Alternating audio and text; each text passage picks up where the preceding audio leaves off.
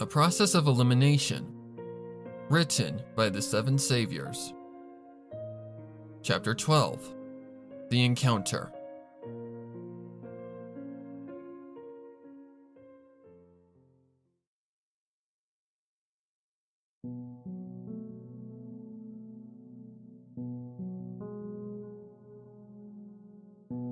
Life had been somewhat quiet for the most part in the year and a half following the incident with Blue Blood and Crimson Storm.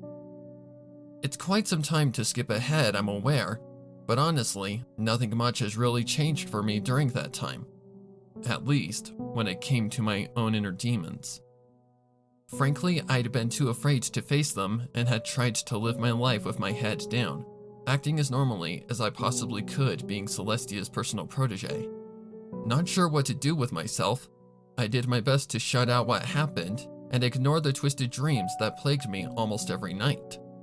It had gotten to the point where I'd dream not just of Blue Blood and his father, but any random pony I'd seen in and around the castle, and each dream was more gruesome than the last, it seemed. In a word, I was scared. Despite Soundmind's reassurance that I wasn't a bad filly, I couldn't accept my own horrible thoughts, so I shut it all out and pretended like my problems didn't exist.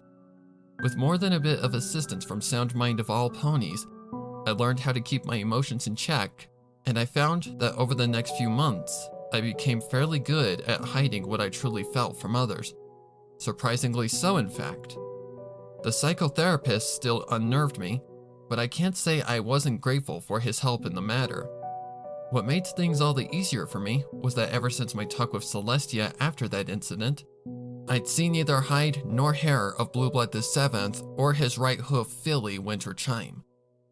I'd seen Greedy Gut a few times, but it had mostly been in passing, and whenever he did notice me, he'd get scared and scamper away. I thought it was strange at the time, but didn't really pay it any mind. That is, until I found out much later why he was avoiding me. It was after that incident that I really began to lean on my introverted behavior. I became a borderline recluse, mostly locking myself in my bedroom and focusing on my thaumatological studies in my free time. Whenever I needed to leave, I would make sure to be courteous and smile to whoever I came across, knowing full well that the princess would start to worry if I showed any sign of unease or fear.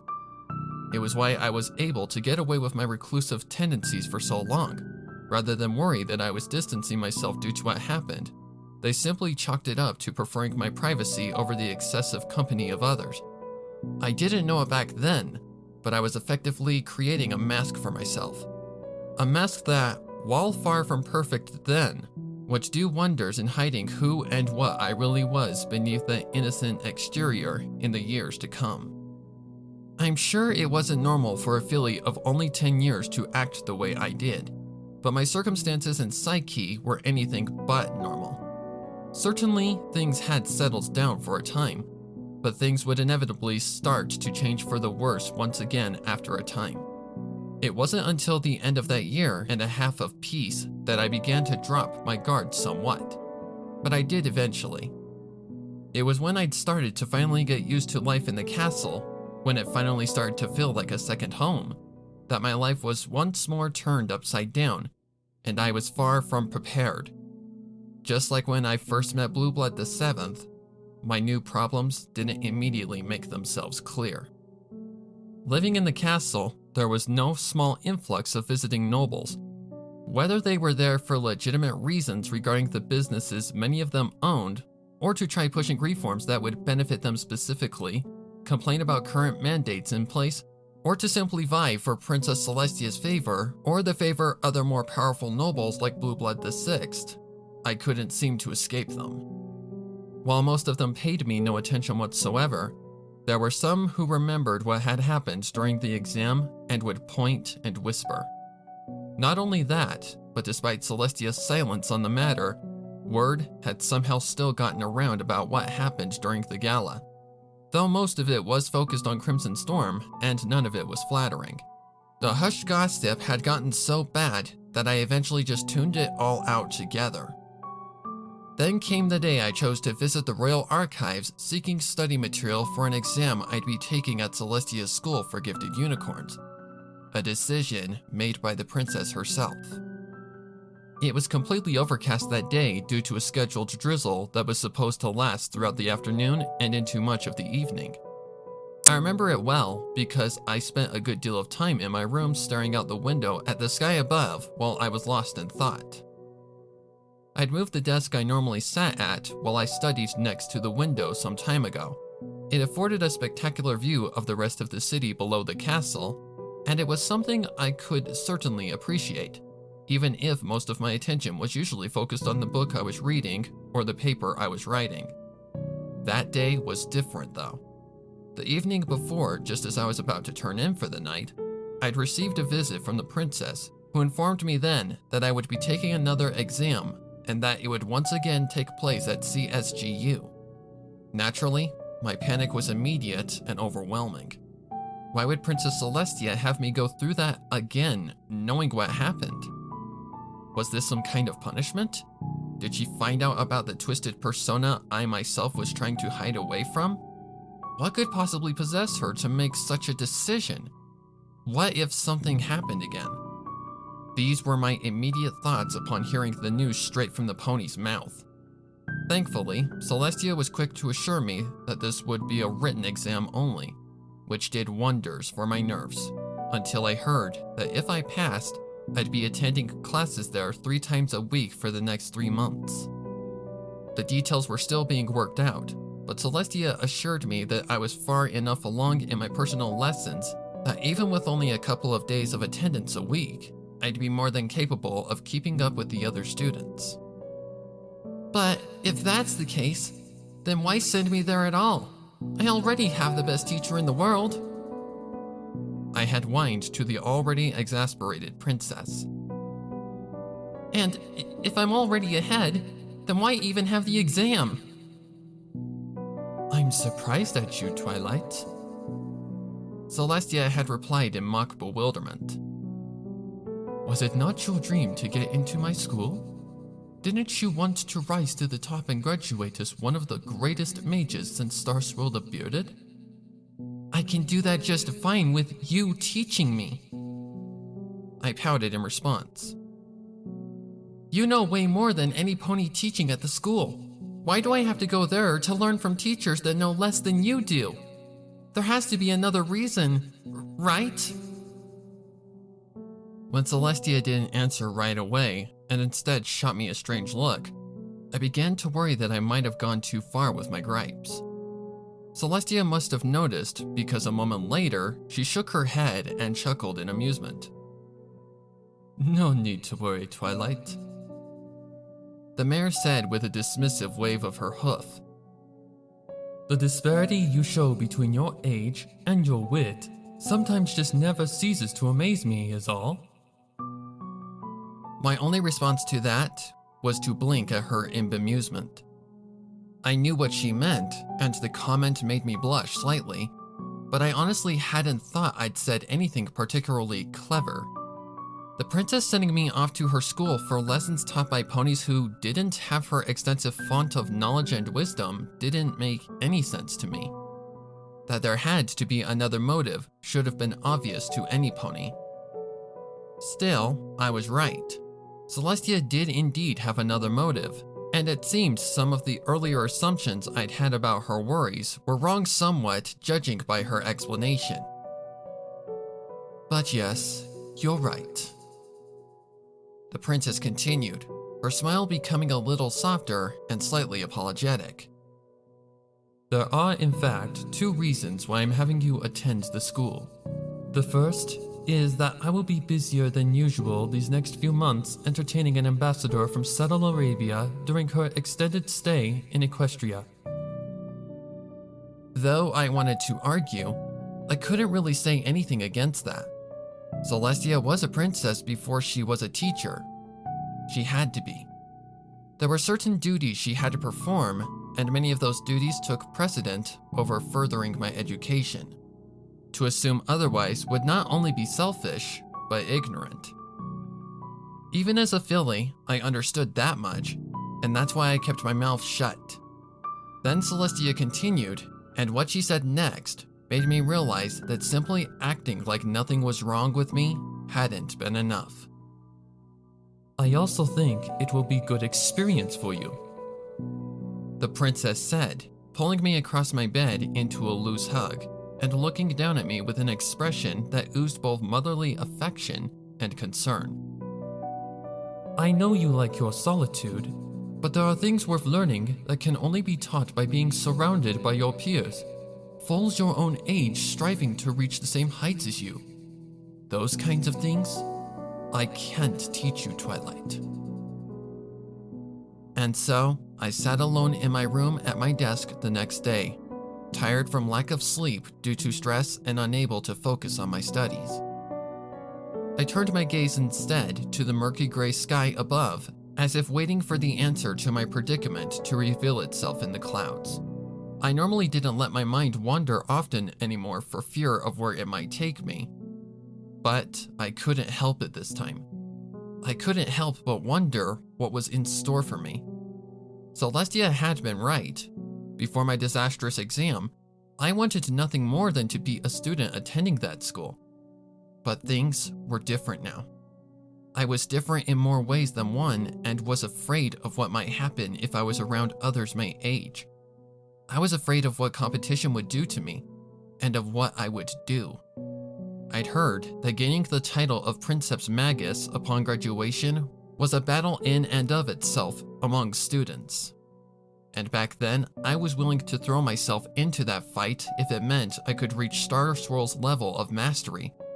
But now I was on the fast track to that goal, and I didn't even have to compete with any pony. It really was a dream come true, or it would be if I could just keep a lid on my more macabre nature.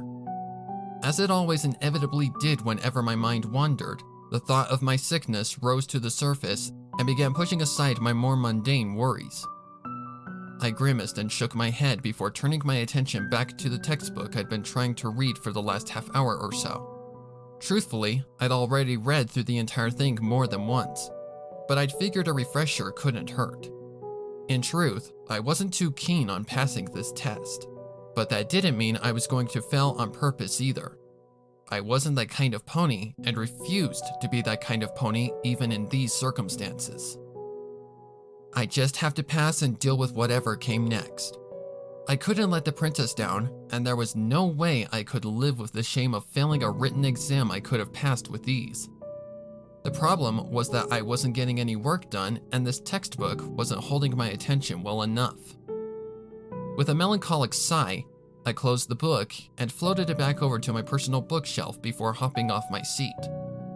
Before I'd gone to bed, Celestia had given me a roll of parchment with a list of subjects that would be on the upcoming exam and their descriptions. After a moment's thought, I took the rolled up scroll from where it sat on my desk, unfurled it, and looked it over.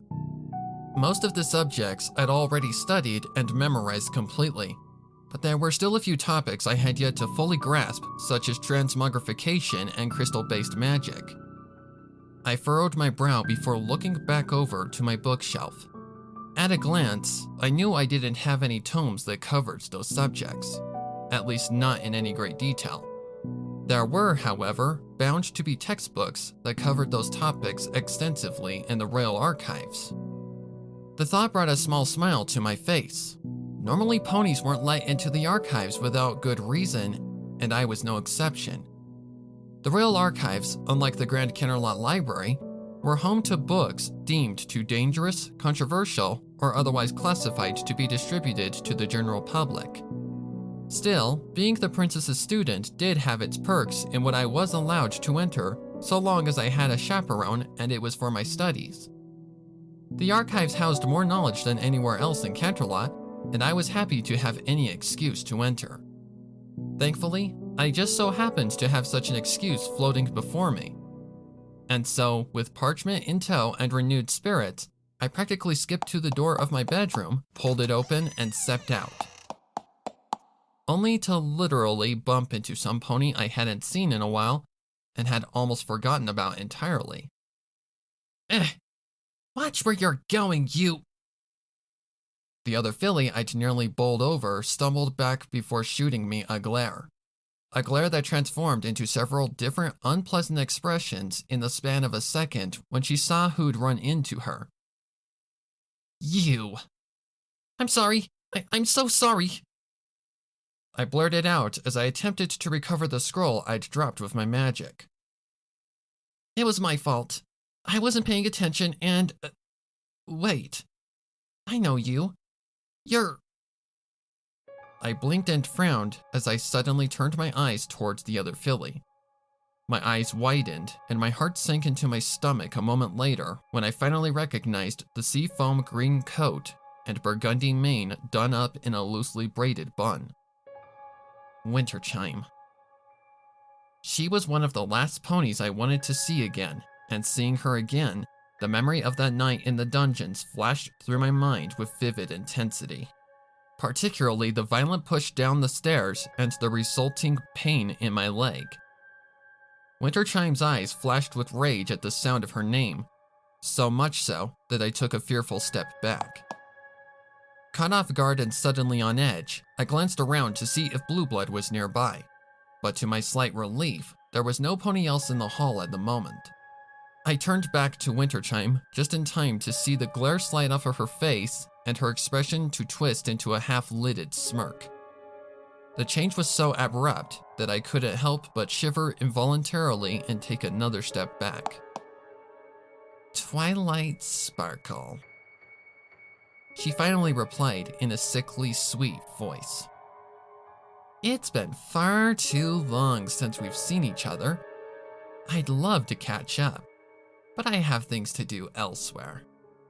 I'm sure we'll meet again soon enough though, and I'll be able to give a proper apology for all that nastiness from before. Her smirk vanished behind a genuine-looking smile for a brief second as she made her way past me. Who knows? Maybe we can even become friends. Real friends. With one last wave, she turned away and trotted further down the hall. I'll be looking forward to catching up. It wasn't long before she turned a distant corner and was completely out of sight. But her departure did nothing to quell the rising dread in my gut. If anything, it only grew as unpleasant memories began to resurface despite my attempts to shove them deep into the recesses of my mind. I swallowed and quickly scurried off the other way, grateful that the archives were in the opposite direction from where Winterchime was headed. I tried to focus on the Royal Archives. I tried to think about the knowledge contained therein. I tried to mentally catalog what I'd need for my research, but nothing helped.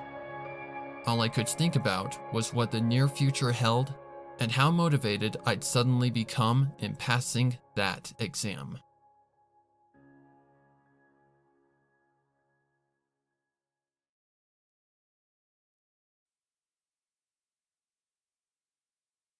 Chapter 13. The Archives.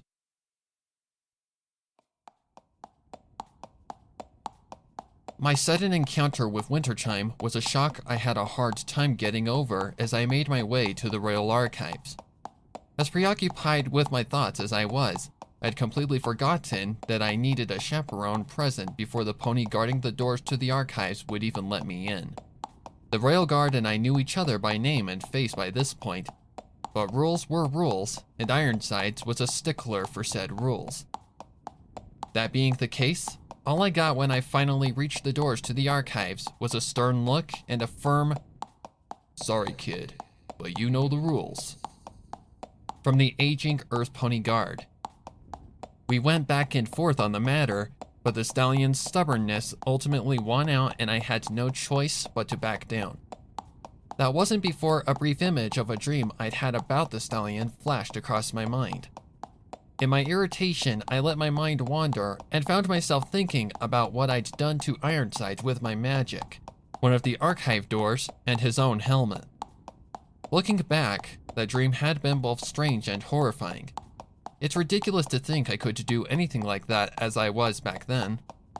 Still, implausible or no, Those dreams and the strange emotions that came with them still scared me.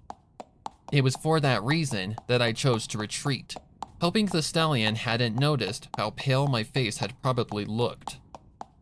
It happened in rare cases where the image of some pony I'd done terrible things to would pop up in my mind when I talked to that particular pony. It usually happened when my dreams had been recent, and in the case with Ironside, that dream had only happened a few days ago at the time. Luckily, I had some techniques I could use to get my mind back under control, both learned from my therapist and one I learned from my old babysitter back before I took that exam. Before I could think about using any of what I'd learned, a sudden distraction presented itself. I hadn't even gone a few yards down the corridor from where Ironside was standing when another familiar stallion rounded the corner, whistling some kind of tuneless yet jaunty ditty. The stallion in question was none other than Bulwark, the rookie guard I'd met after I'd been separated from Crimson Storm. He'd become a full-fledged guard in that time since then, and I'd seen him around the castle every so often, but we never really talked much again, aside from the odd friendly greeting here and there.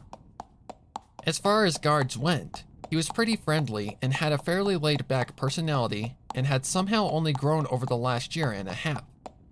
Seeing the stallion coming my way, my eyes lit up and I jumped at the opportunity. Once I was close enough, I galloped over and flagged him down, much to his surprise. "Oh, hey kiddo," he called back as I rushed over to him. "Not very often we get to see you out and about. How have you been?" "I'm doing okay, thanks. But listen," I replied, trying to catch my breath. "Are you busy right now?" "Just making my normal rounds, but my break's coming up here in a few." He shrugged before giving me a curious frown. "Why? You need something?" In response, I held out the roll of parchment I'd been carrying, and he took it, his curious frown turning somewhat bemused.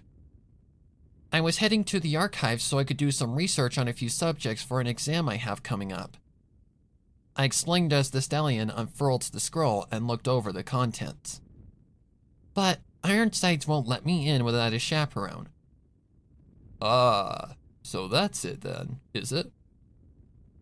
He nodded before rolling the parchment back up.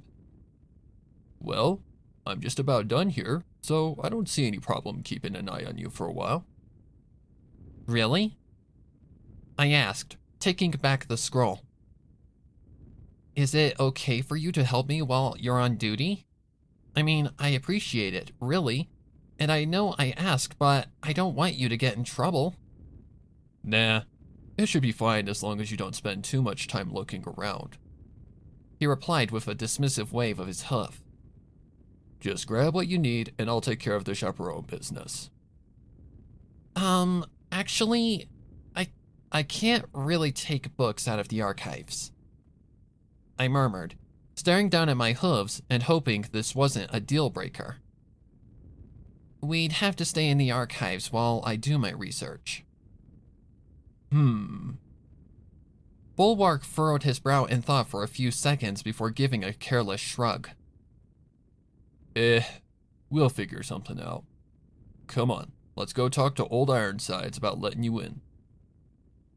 With that, he led back down the corridor to the Royal Archives, where Ironsides was still keeping vigil at the doors like a stone sentinel.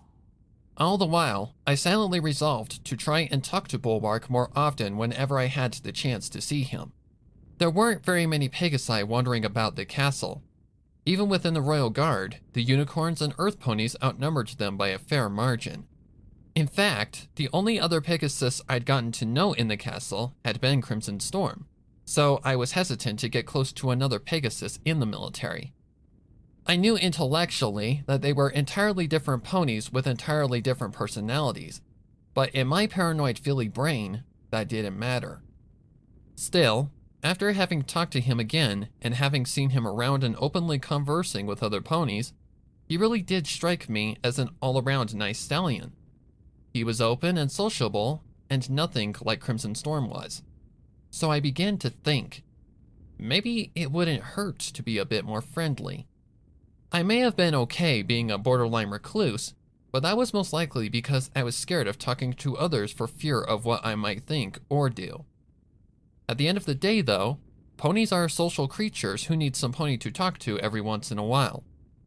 That was doubly true for foals, and as reluctant as I was to get close to any pony else, I sometimes couldn't help but feel a bit lonely holed up in my room all the time. With that thought came the idea that maybe some time away from the castle would actually do me some good. An idea that was quickly quashed by my earlier mentioned fears.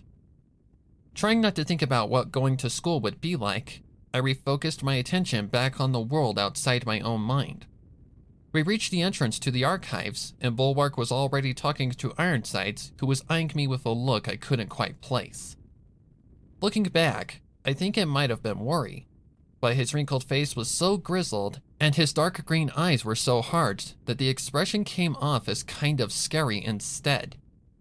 Needless to say, I was quick to lower my gaze, doing everything I could not to meet his. After a bit of back and forth between Bulwark and Ironsides, the older guard finally relented and let us pass. I gave Ironsides a murmured "thank you" and hurried in past Bulwark, who held one of the doors open for me.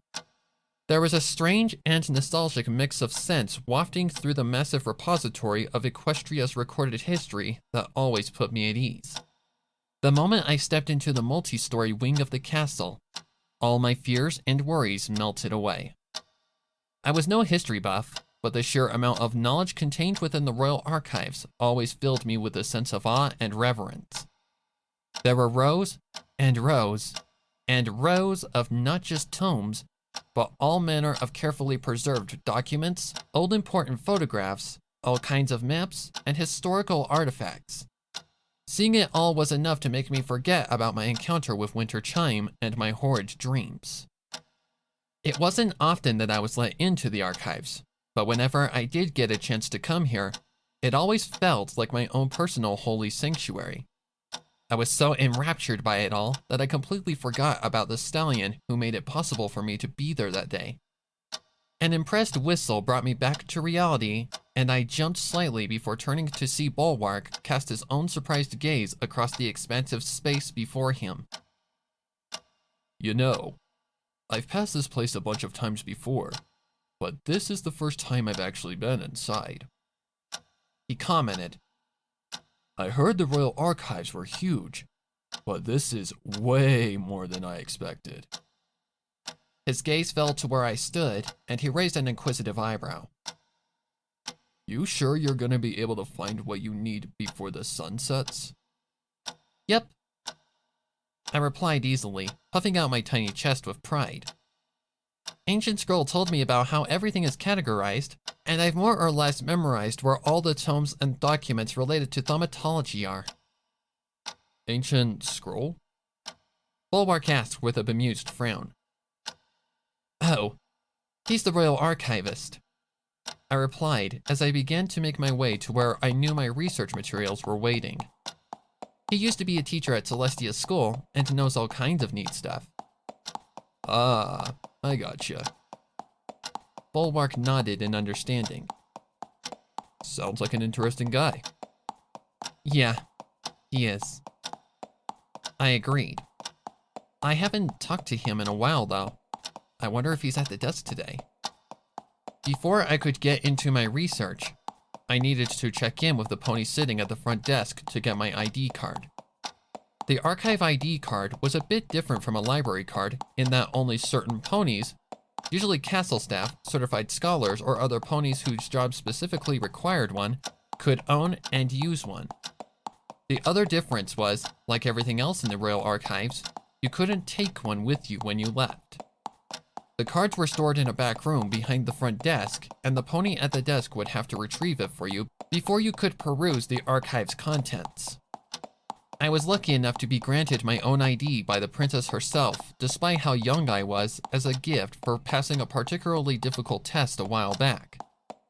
The ponies who worked in the archives, including Ancient Scroll, weren't too keen on the idea of giving a full access to the previous items stored upon the many shelves. Thankfully, my somewhat fastidious nature and love and respect for knowledge as a whole did a lot to convince them that I could be trusted. Ancient Scroll was my favorite pony to talk to whenever I visited, but I had a fairly good relationship with all the ponies working in the archives. I was hoping to see the old stallion, but as Bulwark and I made our way to the front desk, I could see that it was another pony working behind the desk. A middle-aged unicorn mare I hadn't seen before. The mare had a lime green coat, a bobbed light gray mane, and tired amber eyes that sat behind thick half-moon spectacles.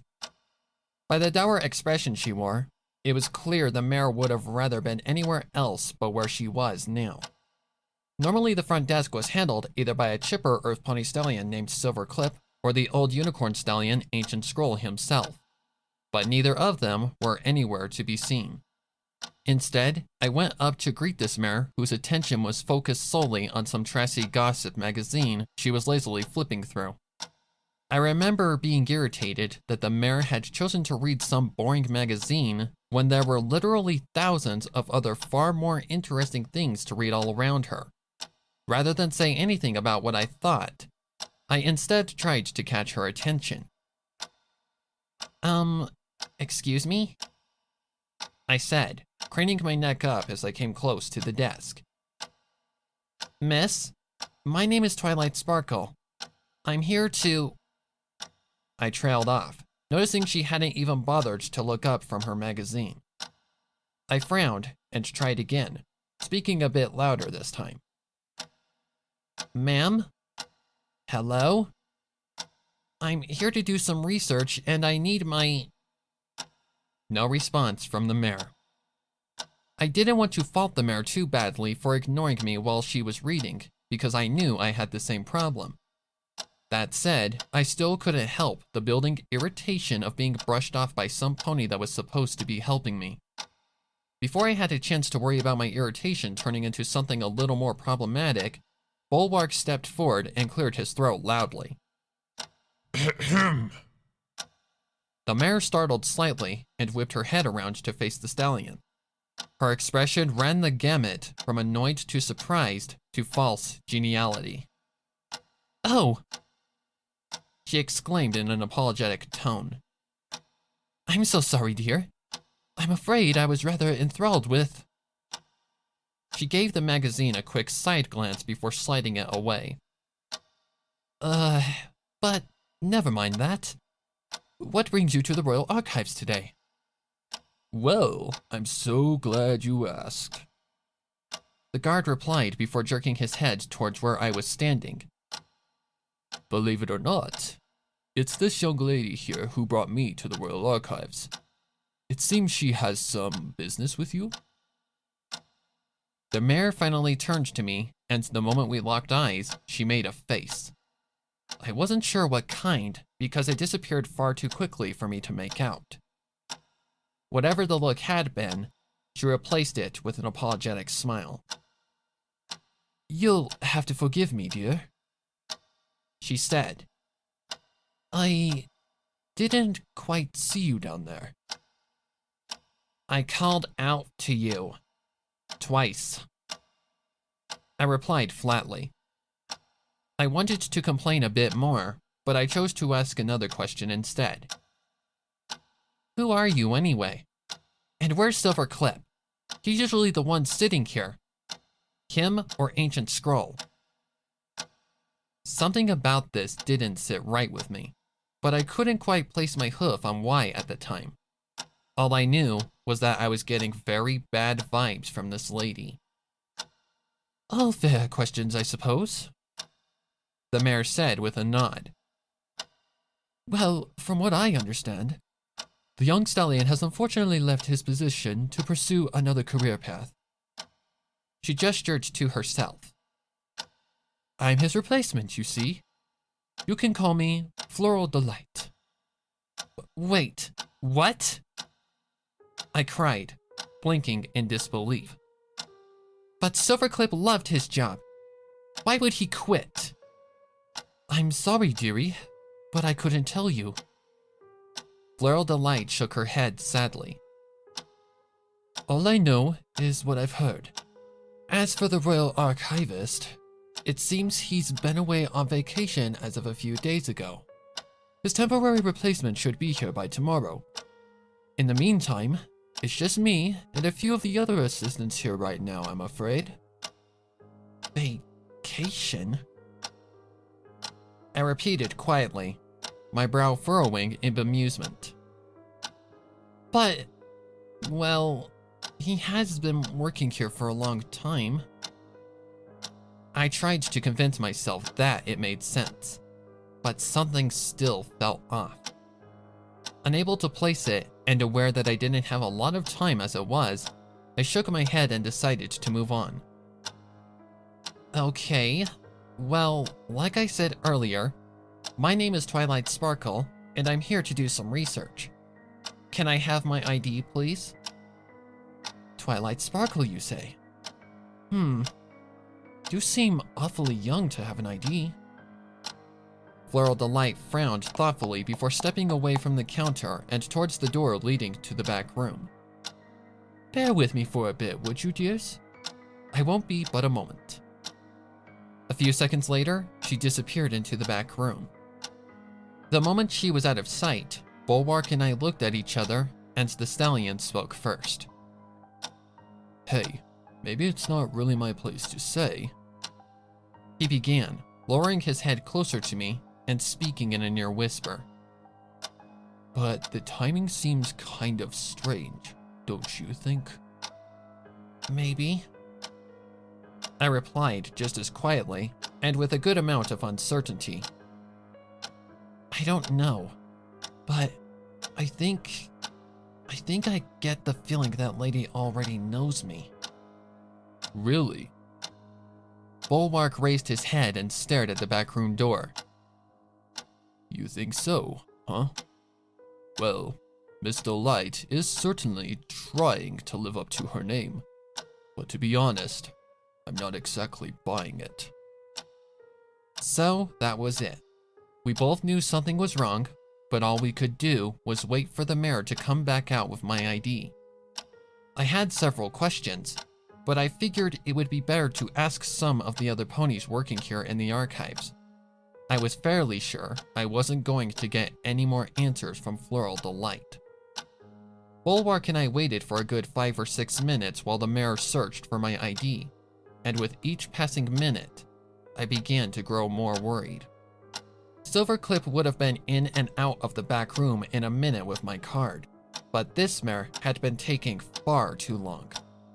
It was possible that she was having trouble with the filing system, given that neither Silverclip nor Ancient Scroll was there to teach her how it worked.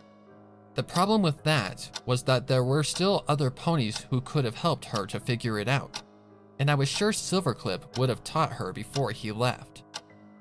All these thoughts ran through my head as I waited for Floral Delight to return, and when she finally did, there was no card to be seen.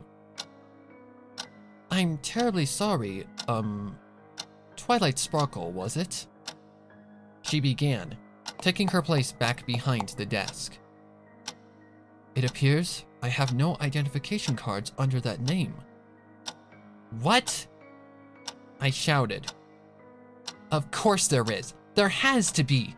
The princess gave me that card herself. Oh, is that so? The mayor replied, her eyes widening in genuine shock. For a brief second, her surprised gaze shifted to Bulwark before moving back over to me. Well, that's certainly... perhaps it was misplaced. She cleared her throat softly, getting her surprise under control before continuing in a calmer tone. If that's the case, then I'll do my best to locate your ID. But in the meantime, I can't allow you to use the archives without it. But I need to use the archives. I have an exam coming up. I whined. What am I supposed to do now? Well, if you're looking for a suggestion, there's always the Grand Canterlot Library. The mayor proposed kindly. Granted, their selection isn't as extensive as what we have here in the Royal Archives, the amount of research materials they have in stock is by no means meager. But that— Well, I guess it can't be helped then. Bulwark cut in. It's a shame, but what can you do, right? We'll leave it at that for now and take our leave. Thanks for the help. Anytime, dear. Delight replied with a genial smile. We'll do our utmost to find that idea of yours. It's not every day you're given a gift like that, and from the princess no less. I know, right? The stallion replied as he gently began to lead me in the other direction towards the entrance. She's one lucky filly, having a mentor like that. Indeed. The mare replied. Well, you have yourselves a wonderful day now. You do the same. He called back before turning to me. Come on now. We'd best get going. But my ID. We can't do anything about it right now. He whispered. In times like these, it's best to just retreat and regroup. But I turned to look back at Floral Delight, only to find her once again with her nose in that trashy magazine, the courteous smile completely gone as if it had never existed. Seeing that, I felt something dark and unpleasant try to crawl its way out of me. Thankfully, I was able to recognize it for what it was and quickly shoved it back down in a panic before turning away and practically marching back to the entrance. Fine. Let's just get out of here. I heard Bulwark pause behind me for a brief second before following a moment later. I didn't look back to see what the issue was, and didn't say anything else until we'd put a good bit of distance between ourselves and the Royal Archives and Ironsides. I finally turned to confront Bulwark, but the stallion spoke first. Yeah, there's definitely something fishy going on, all right. He surmised with a sigh. And before you get all huffy about what happened back there, let me just say I get where you're coming from, but I don't think arguing about it would have helped. But maybe there was something we could have done about it. I argued. We could have asked the other ponies working there. They know me already. Somehow, I don't think that would have worked out either. Bulwark replied with a shake of his head. I'm no detective, but if there really is something going on, if they're trying to keep you out of the archives for whatever reason, then I'm sure Miss Delight would have taken those other ponies into account. Why would she do that, though? I asked, almost desperate for an answer. I didn't do anything to her. I don't even know her. Sometimes it's not about the pony right in front of you, but the pony standing behind the pony in front of you.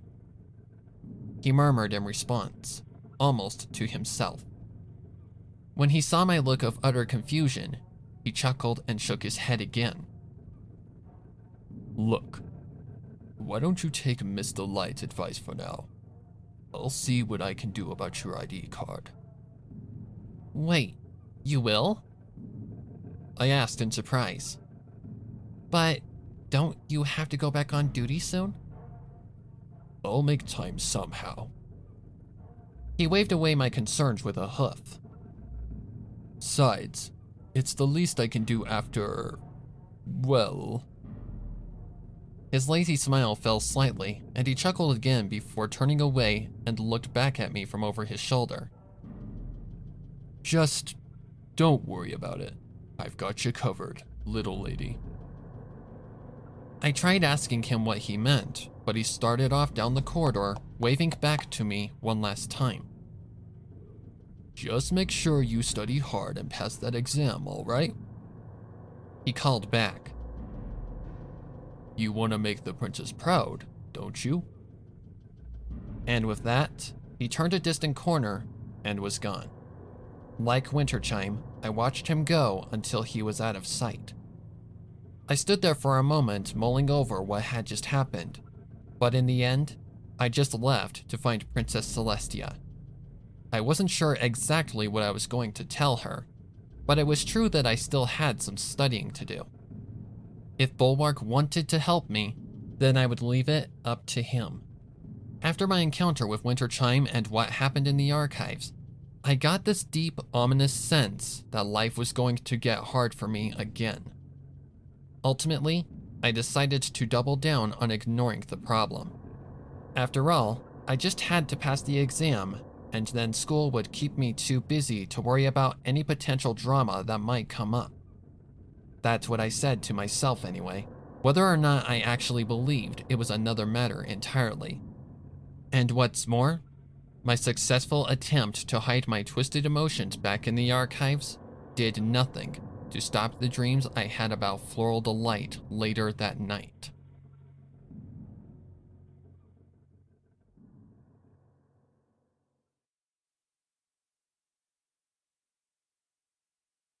Chapter 14. The Library.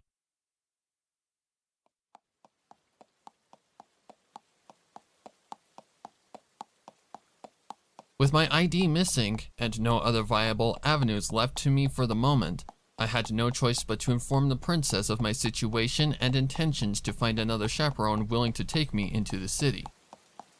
The Grand Canterlot Library was a fair distance away from the capital, past the wealthier districts infested with the nobility and sitting right in the middle of the most populated part of Canterlot. I'd been out and about a few times during my stay in the castle, and of course, when I visited my family on occasion, usually during the holidays. Outside of those specific occasions, however, going outside to do anything was usually the furthest thing from my mind. I had everything I needed in the castle. Everything was more or less provided for me, courtesy of the princess and the castle staff. I don't want to give the illusion that it made me spoiled or anything. The issue was that I didn't mesh well with a general crowd of strangers. Before the incident and during social gatherings within Canterlot Castle, my anxiety was manageable, negligible even. If anything, like what happened before happened again, I knew I could bring it up with the princess. Out in the city proper, there were no such assurances. There was only a vague sense of paranoia and fear that something might go wrong and that it might end up being my fault. Needless to say, having been forced outside to confront those fears in a situation where I was already worried that something was about to go wrong didn't help my nerves in the slightest. That was to say nothing of my escort, a diminutive and rather mousy unicorn mare who looked almost as uncomfortable wandering around town as I did. From what I understood, she normally acted as one of the maids within the castle. It was an off day, and she had no pressing matters to attend to, so she agreed to accompany me to the Grand Library. She was a nice enough mare, but her somewhat timid disposition was only making me more nervous as we made our way deeper into the city.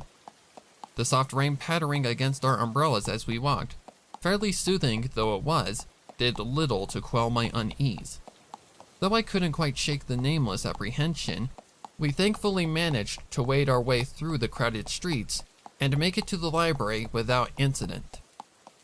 The Grand Canterlot Library was a step down from the Royal Archives, but admittedly, it wasn't by much. It was a sizable building with several wings, including one dedicated to everything we knew about Starswell the Bearded. Just as Floral Delight had said, the information contained within the Grand Canterlot Library should have been more than enough to fulfill my research needs. The problem wasn't the lack of resources. It never had been, not really. The real issue I had with having to go to the public library as opposed to using the archives in the castle was the sheer amount of traffic coming in and out of said library. Dozens of ponies use the library each day for both work and recreational purposes during the day, even in this weather. While something could definitely be said for a well-read population, it made the place a nightmare for a borderline recluse like me. I felt like I was going to get lost in the crowd, and my escort looked exactly how I felt as we pushed our way through the procession of patrons. After some excessive apologizing from the off-duty maid, We entered the library and headed straight to the front desk near the entrance. Fortunately, I'd remembered to bring my public library card with me when I moved to the castle. It was one of the first things I remembered to bring with me, and I'd gotten a good bit of mileage out of it before I was allowed into the archives. Funnily enough, it was also a gift for my precious academic achievements, a laminated little number that had no expiration date. A single flash of that card to the stallion attending the front desk, and I had unfettered access to almost every wing in the Grand Canterlot Library. That didn't mean as much as having access to every bit of the Royal Archives, but it was still something I was thankful for. The next half hour or so was spent locating everything I needed for my research. Once I'd collected everything I needed, the next couple of hours melted into a haze of theories, algorithms, abstract diagrams, and complex terminology. The rest of the world faded into something incomprehensible, and I lost myself in my studies. I had no clue where my escort had gone or if she'd even left to begin with, nor did I care if that was the case. This, for me, was complete bliss, of a sort. There was nothing I loved more than immersing myself in my academic pursuits, especially after what happened with Blue Blood in the dungeon. It kept my mind active, focused, distracted from other things I would have rather not had to think about. I could shut every pony and everything else out and be the exceptional student I strived to be. It was the first time in a long time that I'd had a study session outside of the archives, and at that moment, a fleeting thought crossed my mind. I entertained it, realizing that being away from the castle, away from the toxicity of the nobles and their vicious rumors, wasn't such a bad thing. It might actually do me some good to leave the castle more often. And naturally, it was as I was entertaining that fleeting thought that I heard it. It was a nothing statement spoken by a complete stranger sitting all the way at the opposite end of the same lengthy table where I was taking notes. It was a meaningless bit of background dialogue between two ponies that should have gone in one ear and out the other. They were words that should have passed right over me like an unobstructive breeze. And yet, for some reason, those simple words were enough to shatter my concentration to pieces. Nah, I'll be transferring schools once the semester's out. My quill stopped, hanging suddenly forlorn over a sentence half written near the bottom of the parchment. I flicked an ear towards the distant conversation almost involuntarily. Something I wasn't exactly sure at the time made me pause and listen. Perhaps it was due to the vague sense of foreboding I hadn't been able to shake until a moment ago.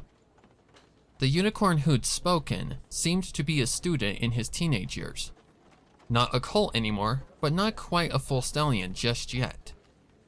His words were tinged with a bit of melancholy, and a weary sigh escaped his lips as he leaned back in his chair. Sitting across from him was a unicorn mare who looked about the same age. In response, she leaned forward, her expression full of concern. What? Why? I know you enrolled late, but it's only been 2 years. She replied in bewilderment.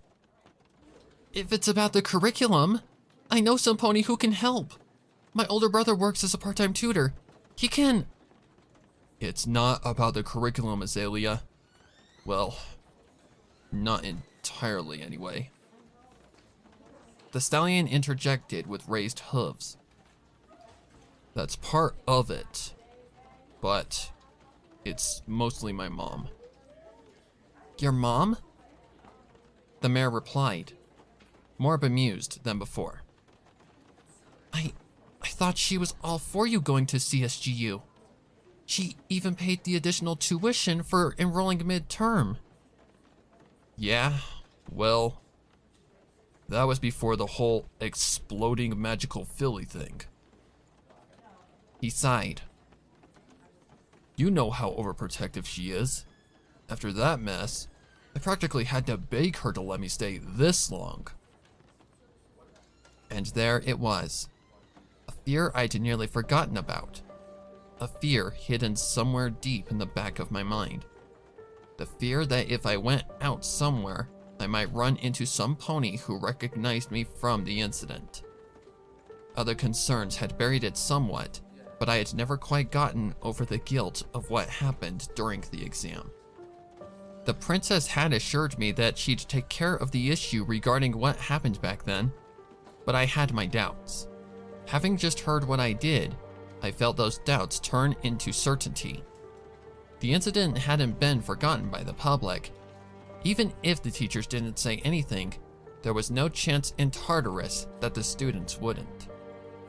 The thought nearly made me sick to my stomach, but what made it worse was having to hide the almost reflexive smile that crossed my face at the memory of what I'd seen during my catastrophic magic surge. Now all she ever talks about is how the school doesn't care about the safety of its students. The stallion complained. Says the school board should bar fools who haven't gotten past the magic surge phase from enrolling. Not that I really disagree, but still. But you weren't even there when it happened, the mayor replied indignantly. And besides, they've already taken precautions against something like that happening again. Yeah, I told her that already, but she's not having any of it. The stallion groaned. Says as long as they're accepting unstable fools in as students, then there could be another incident like that one. That wasn't a normal magic surge though, the mayor continued to argue. That was... I don't even know. But from what I've heard, the filly had some abnormally powerful magic that went out of control. Normal fools don't cause that kind of destruction when they surge, Alpine. I desperately needed to leave before they noticed me. I wanted to, but I was rooted to the spot. I don't know if it was a twisted sense of curiosity or some perverse delight in hearing about the incident, but something kept me listening despite every nerve in my body telling me to flee the library. Torn between wanting to run and wanting to hear where the conversation went, I remained silent, my eyes fixed on the unfinished notes. Tell that to my mom. The stallion grumbled bitterly. No matter what either of us says, the decision's already been made. Come the end of this school year, I'm out and heading to some fancy public school just south of the Noble District. But it had nothing to do with you, the mayor muttered despondently in turn. Well, you'll keep in touch, right? What? Yeah, of course I will, Zelly. The stallion, Alpine, replied with a reassuring, if slightly flustered, smile. It's not that far from CSGU, and even if it was, the commute back to this part of town wouldn't be all that bad. We can still, hang out. The conversation at that point seemed to veer off to other topics. I breathed a small sigh of relief and tuned the apparent couple back out. They'd known of me, but there'd been no confrontation, and I was free to collect my things and leave before anything else happened. That had been my intention at least, but the moment I turned to leave... You're that filly, aren't you? The one whose irregular magic surge ruined the exam? I was immediately greeted by the sight of another unicorn filly standing mere inches from my face. Startled by her sudden appearance, I shrieked and stumbled away a step or two, dropping all of my notes and books in the process. The filly looked about my age, maybe a little younger, with a mane and tail that were strikingly similar to my own. Hidden behind thick black horn-rimmed glasses were dark violet eyes that shone with intelligence. Everything about the other filly's demeanor, from her stiff posture to her words and expression, conveyed a cold and clinical sort of curiosity that only served to make the unexpected encounter all the more unnerving. Save for a slight furrowing of her rather bushy brows, The other filly stood unfazed by my reaction and simply waited silently for a reply. No.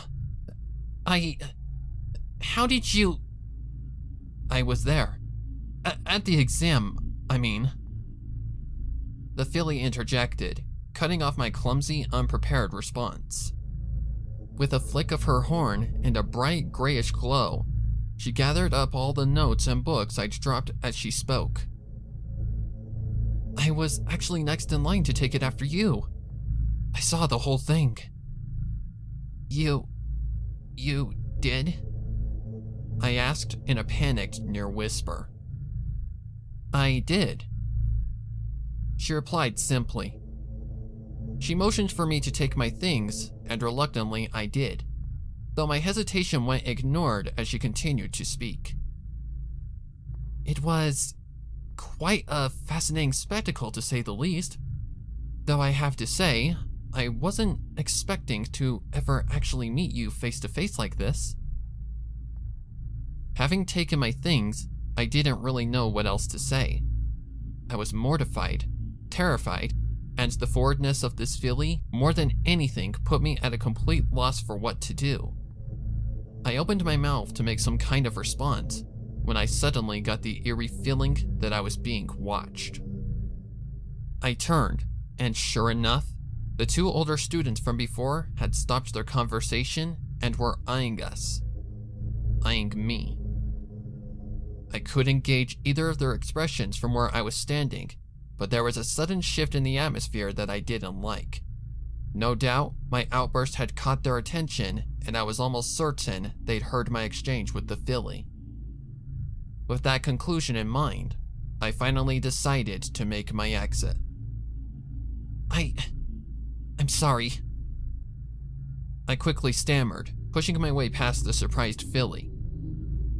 Thanks for the help, but I have to go. What? Hey, wait! I heard the filly call out from behind. Wait a minute! But rather than look back, I just kept going, not even knowing where I was running off to. The only thing I wanted at that moment was to get as far away from those three as possible. Completely ignoring the usual etiquette I showed whenever I was in a library, I quickly scurried past surprised and offended ponies, occasionally muttering an "excuse me" or "sorry" as I passed. By the time I finally stopped to catch my breath, I realized I had no idea where I'd gone. I knew the Grand Canterlot Library fairly well from the days before I lived at the castle, but I didn't know everything about it. There were several places in the library I'd never been to either because I wasn't allowed entry, or that particular section of the building held no interest to me.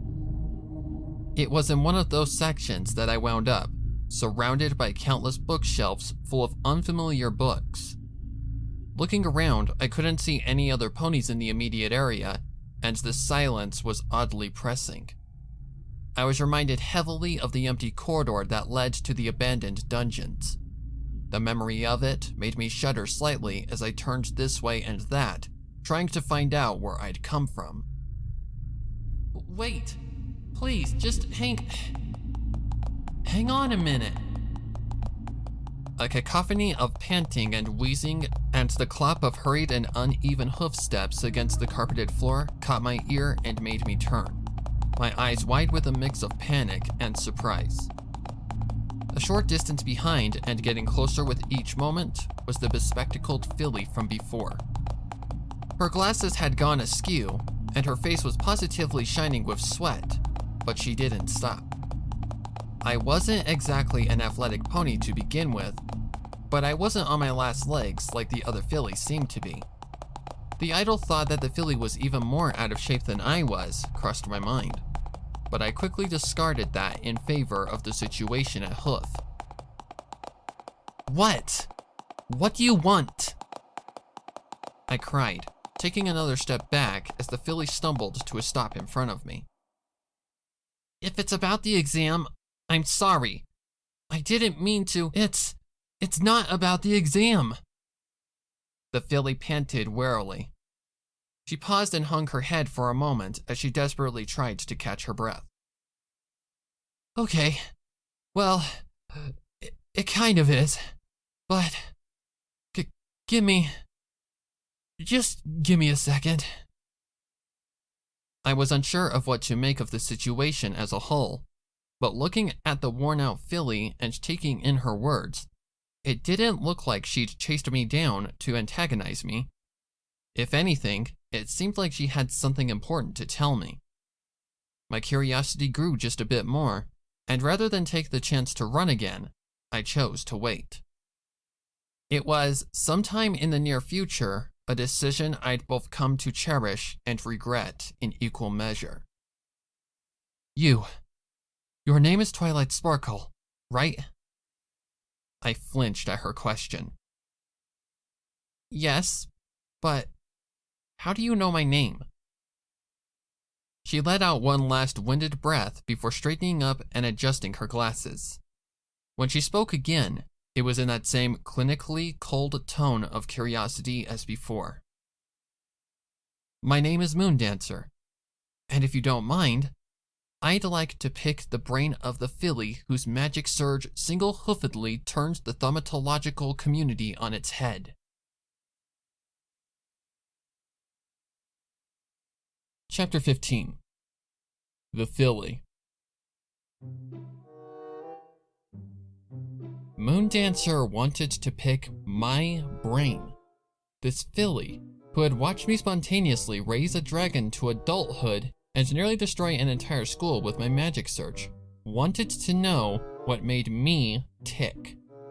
The idea was so laughable that I actually did chuckle a bit at her words, though it was more an uncomfortable, disbelieving chuckle than anything else.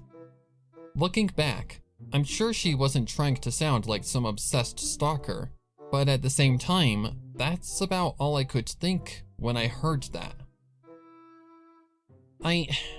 I'm sorry, but I really need to go. I replied, anxiety making my voice several octaves higher than normal.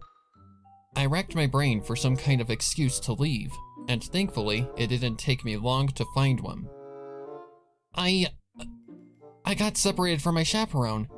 She's probably really worried, so I should... I began edging around the other filly in an attempt to escape, and even managed to make it most of the way before Moondancer followed after me. I can help you look, she offered almost immediately. 2 heads are better than 1, right? Well, I mean, that's...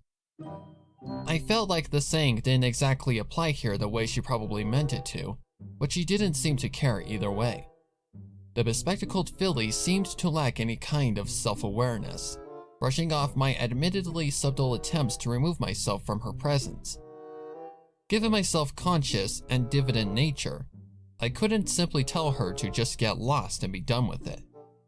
In the end, I just let her follow me around as I tried to find my way out of what I now knew was the administration and finance wing of the library. I didn't want to think of her as a nuisance, but at that moment, that's exactly what she was. Unfortunately, trying to suppress my irritation only made it manifest in other ways.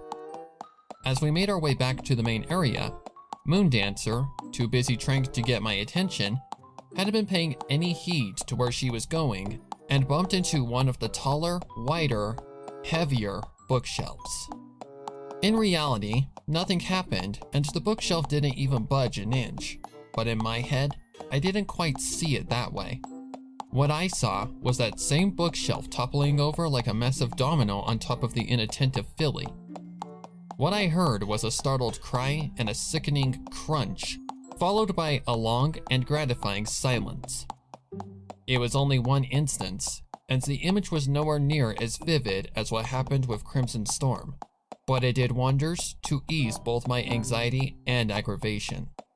My imagination hadn't taken over like that in a while, but then again, I hadn't let my guard down like that in a while either. I wanted to be worried, but I couldn't bring myself to stop the satisfied sigh that escaped my lips. I couldn't even bring myself to complain all that much because the thought of Moondancer's life being snuffed out made her presence much more bearable. It was funny how that worked. Funny, and more than a little concerning. In any case, I was in a slightly better mood and found myself more willing to talk. Though, what about was still cause for some worry. Surprisingly, one of the first questions out of Moondancer's mouth wasn't about my mental state like I'd feared, but a question I hadn't even given any thought to. That mana, where did it all come from? She asked, adjusting her glasses and eyeing me with something like awe. I was certain you were going to fail that exam, but when the Sonic Rainboom happened and your magic just— Wait, Sonic Rainboom? I interrupted with a confused frown. What's a Sonic Rainboom? You mean that giant explosion Everypony was talking about? It had been some time since the incident, but I'd never really tried to delve into why it happened or what triggered my magic surge in the first place. Back then, I simply wanted to distance myself from the event of the exam and gave no thought to any of the circumstances surrounding it. By the time the experts and the media had pinpointed the exact cause of my surge, I'd already shut it all out, and Celestia never bothered to tell me. Of course, that was likely her way of trying to help me put the traumatic event behind me. You don't know? Moondancer replied, her expression matching my own. How do you not know? You were the most affected by that destructive phenomenon. Well, you and that Pegasus filly. Pegasus filly? I hadn't thought it possible for my expression to grow even more confused than it already was. And yet— What are you talking about? What Pegasus filly? What does she have to do with what happened back then? I hadn't wanted to talk about the exam. That's the other reason why I wanted to get away from Moondancer. But now my curiosity was taking over and I couldn't help but ask. There were quite a lot of details I'd purposely overlooked about that incident. Far more than I expected, given what Moondancer had to say. The other filly stopped and looked at me, searching my face. You really don't know, do you? No, I don't. I frowned. I wasn't really in a good place after all of that happened. I hardly even remember any of it. And to be honest, I didn't really want to. It wasn't a complete lie, but— Oh, I see. Sudden clarity seemed to come to Moondancer then. She cleared her throat before looking away awkwardly. Right. I suppose you wouldn't, would you? Her weirdly professional aloofness vanished, and in its place was embarrassment and what I thought might have even been a bit of guilt. Apparently, she finally realized how overly forward she had been in her approach, and was regretting it. And from the look on her face, she was regretting it deeply. The sudden change in her demeanor had been so drastic that I was completely caught off guard and had no idea what to say. For a long, uncomfortable moment, we each just stood there outside the administration and finance wing, neither of us knowing how to respond. Wanting to break the awkward silence, I started to open my mouth to say something. I wasn't sure where the conversation would go, but Moondancer saved me the trouble when she sighed and turned to face me. I'm sorry, she said, her face the very picture of apologetic. I get carried away when it comes to, these kinds of things. She cleared her throat again and regained some of her cool attitude. I didn't think about how painful something like that must have been for you, and for that, I apologize. But I won't apologize for being curious. I just looked at her. In all honesty, I completely understood her reasoning because I was the same way when it came to my own interests. Not only that, but I could tell her apology was genuine, if a bit curt. I had no problem forgiving her for her lack of self-awareness, but it was her last statement that threw me off and left me without a proper response. She sounded so defensive, as though she was trying to wear her curiosity like a badge of pride. And with her next words, I realized that's exactly what she was doing. After all, she continued, adjusting her glasses and puffing out her tiny chest. I'm a scholar, and scholars should never apologize for being curious. If we're not willing to ask, then how are we supposed to learn, right? I guess that's true. I replied slowly. I paused, then chuckled in spite of myself a moment later. But, you know, there's also a lot to be learned by just listening. Also true. Moondancer gave a sage nod, as if she'd known that all along. But it's not like you were offering up anything on your own, so I'm sorry, but that rebuttal doesn't hold water where you're concerned. I couldn't help it. I laughed aloud at that. And what are you laughing about? She asked, looking affronted. Her expression just made me laugh all the harder.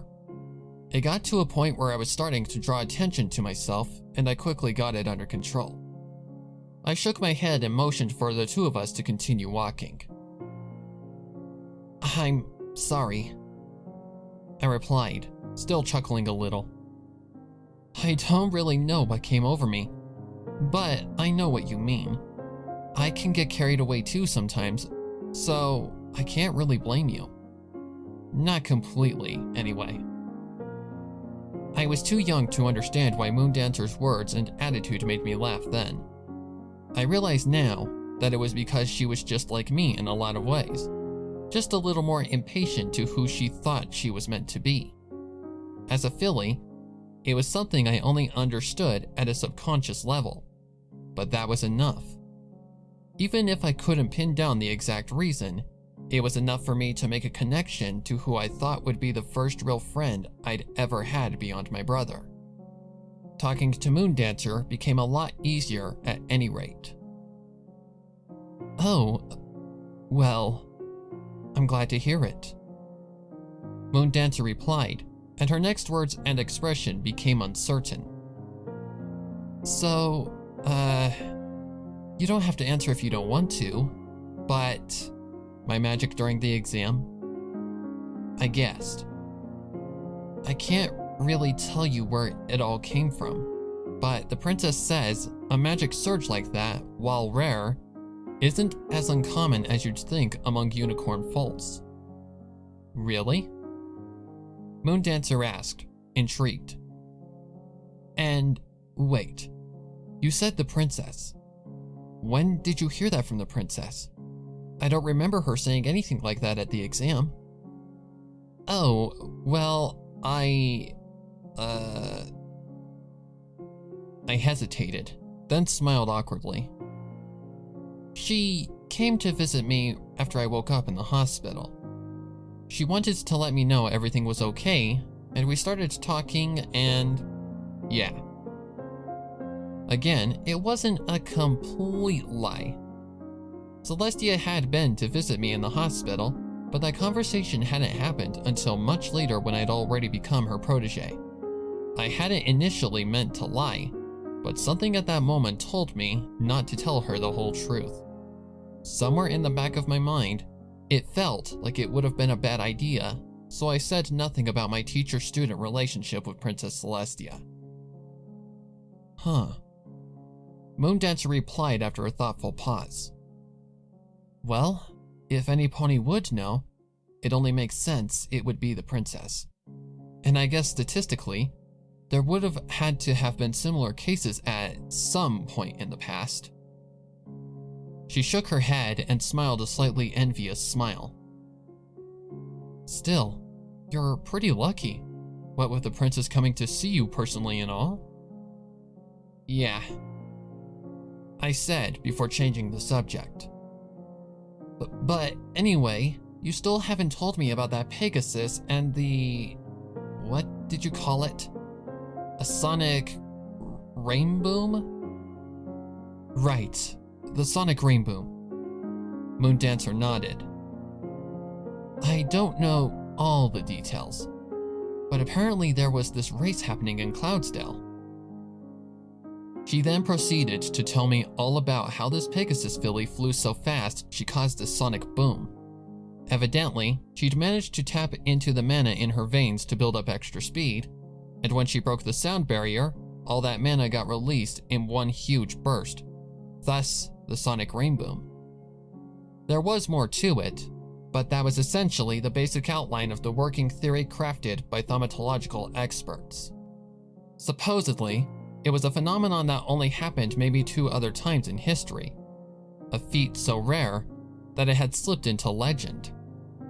For some reason, there were some that even called it the miracle that begets miracles, a phrase that only made me frown as I remembered the miracle it bestowed upon me. Thankfully, having realized that she'd been too forward in asking about me, Moondancer was all too happy to veer off into other topics. We talked for a little while longer about other things, like our academic pursuits and our current studies and the like. All the while, I did everything I could to skirt around the fact that the princess was my personal teacher, mentioning only that I had a private tutor. I was beginning to feel bad about the half-truths and lies of a mission, but at the same time, I wasn't ready to trust the other filly just yet. I was growing to like Moondancer the more we talked, but I hadn't forgotten Blue Blood or even Crimson Storm. Yes, I was trying to put all of that behind me, but the wounds and conflicting emotions were still there beneath the surface. Still, we'd reached some common ground in our desire to learn, so I pushed my concerns down and just let myself enjoy the conversation for a time. Eventually, we found our way back to the main area where I spotted my mousy caretaker having a silent panic attack over by the front desk. An uncomfortable looking pony behind the desk, the Earth Pony stallion I'd shown my library card to, was trying to calm the frantically whispering mare with little success. I winced at the sight and backed away a step before turning to Moondancer. Hey, so...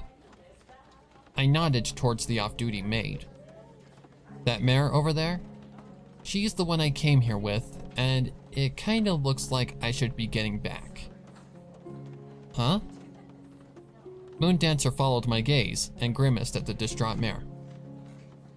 Oh, yes, you should probably do that before she embarrasses herself anymore. Yeah. I chuckled as I began trotting toward the desk. Well, it was nice meeting you, Moondancer. Wait. She held up a hoof. You said you were studying for the midterm entrance exam, right? Yeah, that's right. I replied slowly. If I pass, I'll be accepted into CSGU as a sort of temp student for the next 3 months. Right, well... She hesitated a moment, but collected herself quickly. My mom works here as an admin service manager, so I can pretty much come here anytime I want. If you need any help with your studies, I usually come here every weekend around this time, so... She trailed off expectantly, and I was left to mull over her offer. I only had 2 weeks to study before I took the actual exam, and I expected to have my ID for the Royal Archives in hoof well before then. Once I had that, I wouldn't need to come back here. But ultimately, I decided it wouldn't be an issue to have her help me over the weekend. Besides, I didn't know exactly when I'd get my ID back, so until then, the library was my best option. That sounds great. I finally replied, choosing to ignore Moondancer's not-so-subtle sigh of relief. I'll probably be coming back here for the next few days to study, and check out a few more things for reference. Alright then. She gave one last adjustment of her thickly rimmed glasses and slipped back into her aloof persona. I'm pretty busy myself, but I'll see if I can take some time to find you then. Sounds good. My last reply was somewhat distracted, as the stallion had apparently spotted me from afar. He pointed me out to my panicking caretaker, and I took that as my cue to leave. I waved one last goodbye to Moondancer and made the rest of the way over to the maid, looking like she was doing everything she could not to just hug me like I was her lost daughter returning back home. After a surprisingly stern talking to from the maid about my disappearance, I checked out my study materials and we began heading out the double doors and back out to the city. The drizzle from earlier had turned into a full-blown downpour, but the umbrellas we'd brought were enough to keep most of the rain at bay. My chaperone may have been miserable in the pouring rain, but I couldn't be happier with how my visit had ended, even if it hadn't started out all that well. While I might have had something to look forward to for my next trip to the library, I couldn't really say the same about my return to the castle, unfortunately. My troubles were only just beginning where the castle was concerned.